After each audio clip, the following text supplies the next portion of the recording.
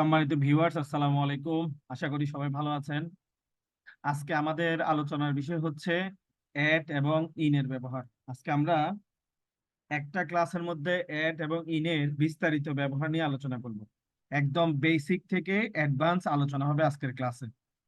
তাহলে বন্ধুরা, চলুন আমরা ক্লাস শুরু করি। আর ক্লাস শুরু করার আগে হচ্ছে আপনাদেরকে একটা রিকোয়েস্ট করি, সেটা হচ্ছে যে যারা আমার ফেসবুক থেকে ভিডিওটি দেখছেন তারা ফেসবুকটাকে ফলো করবেন, আর যারা ইউটিউব থেকে ভিডিও দেখছেন তারা ইউটিউব চ্যানেলটিকে সাবস্ক্রাইব করবেন। তাহলে শুরু করা যাক আমাদের আজকের ক্লাস।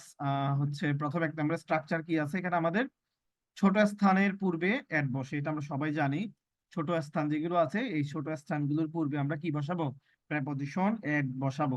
যেমন এখানে লেখা আছে অ্যাট হোম, তারপর অ্যাট স্কুল, তারপর লেখা আছে অ্যাট দা বাস স্টপ। দেখেন, পরীক্ষার মধ্যে যখন এট দা বাস স্টপ আসবে তখন আপনি এটা ইন দা বাস স্টপ করে দিয়ে আসবেন। অর্থাৎ আপনাকে মনে রাখতে হবে যে আহ, যদি দা বাস স্টপ আসে তখন আপনি এট ব্যবহার করবেন, ইন ব্যবহার করলে হবে না। আচ্ছা, এখানে কেন এট হবে? দেখেন, বাস স্টপ হচ্ছে একটা এলাকার মধ্যে থাকবে। এখন একটা জায়গার কিছু অংশ জুড়ে হচ্ছে গিয়ে কি বাস স্টপটা থাকবে, যার কারণে ওইটা হচ্ছে ওই এলাকার সবচেয়ে ছোট একটা জায়গা হবে বা কোনো একটা স্থান হবে। এই যার কারণে হচ্ছে এখানে বাস স্টপের পূর্বে কি বসে আমাদের? এখানে হচ্ছে কি অ্যাড বসে। আপনাদের তো আপনারা পরে মিলাই করে আসবেন যে না, হচ্ছে গিয়ে কি ইন দা বাস স্টপ খুব ভালো মিলতেছে, এরকম ভালো মিললে হবে না, আপনাকে এটা গ্রামারের স্ট্রাকচারের মধ্যে পড়তে হবে। দ্বিতীয় নাম্বার স্ট্রাকচারটা এখানে কি আছে আমাদের? বড় স্থানের পূর্বে ইন ব্যবহার করব, কেমন? এরপরে একটা গুরুত্বপূর্ণ স্ট্রাকচার, এটা হচ্ছে 3 নম্বরের স্ট্রাকচারটা। নির্দিষ্ট সময়ের ক্ষেত্রে অ্যাড বসে, কেমন? নির্দিষ্ট যে সময়গুলো আছে এই নির্দিষ্ট সময়গুলোর পূর্বে আপনি কি বসাবেন?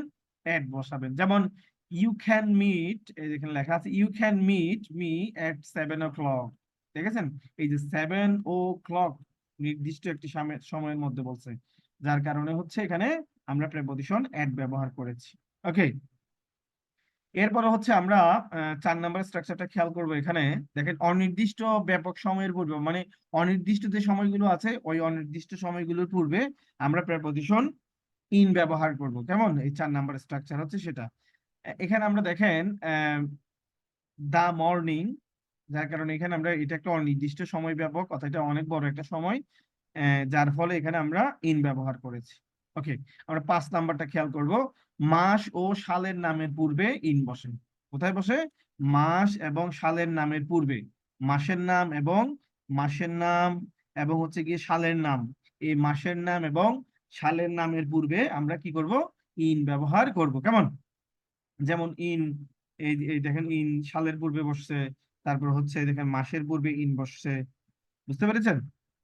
তাহলে বন্ধুরা, এটা হচ্ছে এই 5টা স্ট্রাকচার হচ্ছে অ্যাড এবং ইন এর বেসিক স্ট্রাকচার। এই 5টা হচ্ছে গিয়ে কি structure? Basic structure. Basic structure 5টা কি কি? ছোট স্থানের পূর্বে অ্যাড বসে, বড় স্থানের পূর্বে ইন বসে, নির্দিষ্ট সময়ের ক্ষেত্রে অথবা নির্দিষ্ট সময়ের পূর্বে অ্যাড বসে, অনির্দিষ্ট সময়ের পূর্বে ইন বসে, কেমন? এবং মাস এবং সালের নামের পূর্বে কি বসবে? ইন বসবে। এই 5টা হচ্ছে এখানকার বেসিক স্ট্রাকচার। এখন আমরা এই অ্যাড এবং ইনের অ্যাডভান্স গুলো খেয়াল করব। আমরা তখন বেসিকে ছিলাম। দেখেন, এখানে বেশ কিছু নোটস আছে আমাদের, যেমন আমরা এখানে 6টার মতো নোটস থাকবে। হ্যাঁ, 6টার মতো নোট আছে। আমরা এই নোট গুলো খুব ভালো করে খেয়াল করব। দেখেন, এগুলো হচ্ছে অ্যাডভান্স লেভেলের পড়াশোনা, বুঝতে পেরেছেন? তাহলে আমরা চলুন শুরু করি। এখানে অ্যাড আসলে কোথায় কোথায় বসে খেয়াল করেন। যেমন সবসময় ছোট জায়গাগুলোর ক্ষেত্রে আপনারা অ্যাড ব্যবহার করবেন, কেমন? যেমন হচ্ছে গিয়ে আপনারা পরীক্ষার হলে যেখানে আমাদের প্রবলেম হচ্ছে সেটা হচ্ছে দা বাস স্টপ আসলে আমরা এটাকে ইন দিয়ে আসতেছি। দেখেন, দা বাস স্টপের পূর্বে কিন্তু অ্যাড ব্যবহার করতে হবে।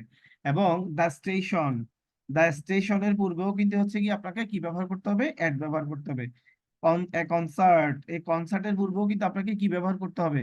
অ্যাড ব্যবহার করতে হবে। ওকে, এবার আমরা নোট 2 দেখবো। দেখেন, ক্লক টাইম এবং হচ্ছে কি মিল টাইম। দেখেন, ক্লক টাইম মানে হচ্ছে ঘড়ির সময়গুলো, 7 o'clock, 8 o'clock, 9 o'clock, এইটাকে বলা হয় ক্লক টাইম। আর মিল টাইম মানে হচ্ছে খাওয়ারের সময়গুলো। যেমন মনে করেন হচ্ছে লাঞ্চ, ডিনার, এই যে যে খাওয়ারের সময়গুলো আছে, এই ক্লক টাইম এবং হচ্ছে এই যে মিল টাইম, এই ক্লক টাইম এবং মিল টাইমের পূর্বে সবসময় আপনারা কি ব্যবহার করবেন?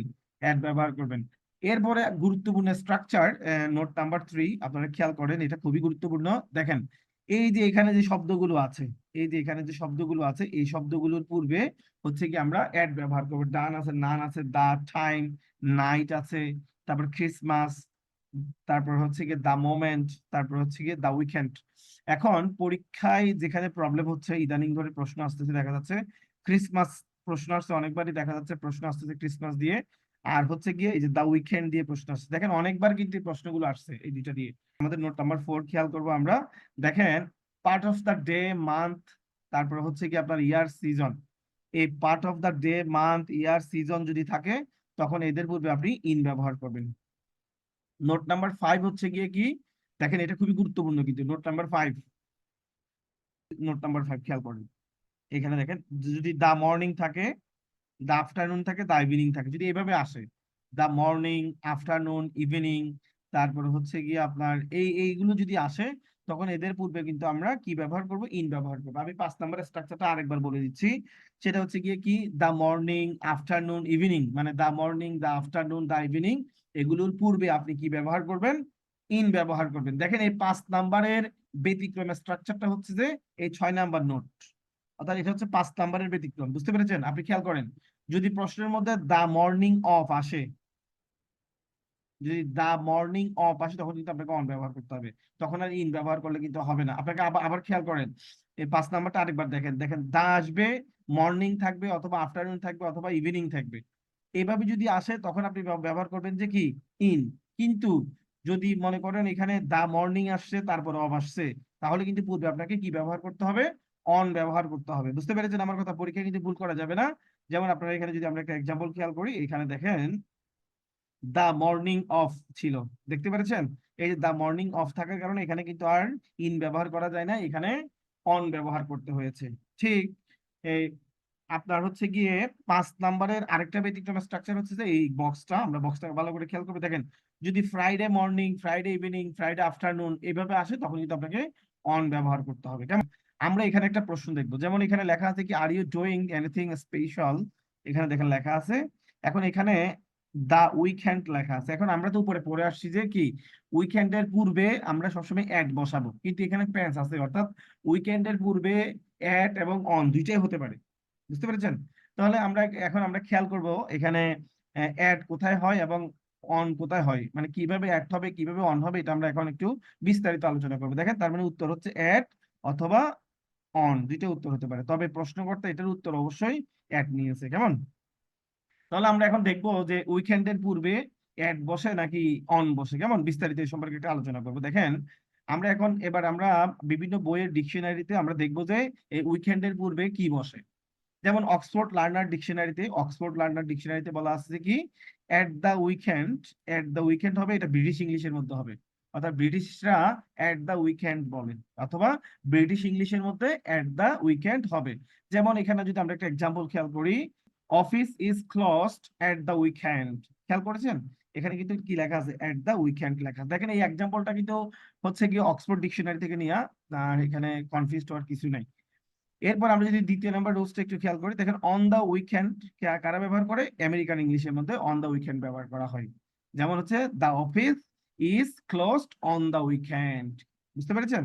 দেখেন এখানে কিন্তু অন দা উইকেন্ড ব্যবহার করা হয়েছে, তার মানে বোঝা যাচ্ছে যে অন এবং হচ্ছে কি এট দুইটা অপশনে দেওয়া, প্রশ্নকর্তা ঠিক হয় নাই, যে কোনো একটা অপশনে দেওয়া উচিত ছিল। ওকে, আমরা আরো কিছু এখানে প্রমাণপত্র দেখবো, সেটা হচ্ছে যে ক্যামব্রিজ ডিকশনারিতে যদি আমরা একটু খেয়াল করি, দেখেন এট দা উইকেন্ড এটা হচ্ছে গিয়ে ব্যবহার করে ইউকের মানুষে, অথবা ইউকের ইংলিশের মধ্যে এট দা উইকেন্ড হয়, আর আমেরিকানরা ব্যবহার করে কি, অন দা উইকেন্ড। বুঝতে পেরেছেন আমার কথা? তার মানে বোঝা যাচ্ছে যে আমেরিকানরা সবসময় অন ব্যবহার করে, আর হচ্ছে ব্রিটিশরা এখানে কি ব্যবহার করতেছে, এট ব্যবহার করতেছে। যেমন আমরা যদি এখানে একটা এক্সাম্পল খেয়াল করি, যেমন ডিড ইউ, এখানে লেখা আছে কি, did you do at the weekend, দেখতে পেরেছেন? মানে ওরা সবসময় কি ব্যবহার করতেছে, এট ব্যবহার করতেছে। কারা? ইউকে বাসী, অর্থাৎ ইউকে ব্রিটিশরা হচ্ছে গিয়ে অ্যাড ব্যবহার করে। যেমন আমরা লাস্টে আরেকটা এক্সাম্পল করে খেয়াল করে দেখেন, এখানেও কি ব্যবহার করা আছে, অ্যাড ব্যবহার করা আছে। ওকে, আমরা হচ্ছে ইংলিশ গ্রামারের একটা বিখ্যাত বই হচ্ছে প্র্যাকটিক্যাল ইংলিশ ইউজেস, মাইকেল সোহানের বই, এটা লেখক হচ্ছে মাইকেল সোহান। মাইকেল সোহানের বইয়ের মধ্যে কি আলোচনা করা আছে দেখেন, উনি বলছে যে ব্রিটিশ পিপল সে, এই দেখেন, British people say at the weekend, মানে British people at the weekend, এবং আমেরিকারা ইউজ করে কি অন। বুঝতে পেরেছেন? তার মানে বোঝা যাচ্ছে যে কি, এই বিস্তারিত আলোচনা করে এটা বোঝা যাচ্ছে যে উইকেন্ডের পূর্বে হচ্ছে এট এবং হচ্ছে কি অন দুইটাই বসে। এই জন্য আপনাদেরকে মনে রাখতে হবে অপশনের মধ্যে যদি এট এবং অন দুইটাই থাকে তখন আপনারা অবশ্যই এটটাকে আনসার করে আসবেন, আর যদি এট না থাকে ও অন থাকে তখন আপনারা অবশ্যই অনটাকে কি করে আসবেন, আনসার করে আসবেন। বুঝতে পেরেছেন? তাহলে বন্ধুরা আজকে আমরা হচ্ছে আমাদের ক্লাসটা হচ্ছে আমরা কি এখানে সামারি করে আপনাদেরকে বলার চেষ্টা করবো। আমি আপনাদেরকে সবসময় রিকোয়েস্ট করি যে আপনারা যখন কোনো কিছু শিখবেন, কোথাও কোনো কিছু পড়বেন, তখন হচ্ছে আপনারা পড়ার শেষে, আপনারা হচ্ছে ভিডিও দেখা শেষে আপনারা নিজের ব্রেনকে জিজ্ঞেস করবেন যে আমি এই ভিডিও থেকে, এই বই থেকে, এই আর্টিকেল থেকে কি কি শিখতে পেরেছি। আপনি যখন আপনার মনকে যখন প্রশ্ন করবেন, আপনার ব্রেনকে যখন আপনি প্রশ্ন করবেন, তখন হচ্ছে কি আপনি অবশ্যই ওই পড়াগুলো দীর্ঘদিন মনে রাখতে পারবেন। বুঝতে পেরেছেন? তাহলে আমরা হচ্ছে গিয়ে আবার সামারি করবো ইনশাল্লাহ। সামারি করলে হচ্ছে আপনারা খুব ইজি ভাবে শিখতে পারবেন। আপনারা এই সূত্রটা প্রয়োগ করে দেখতে পারবেন, দেখেন যে আপনাদের অনেক স্কিল বাড়বে।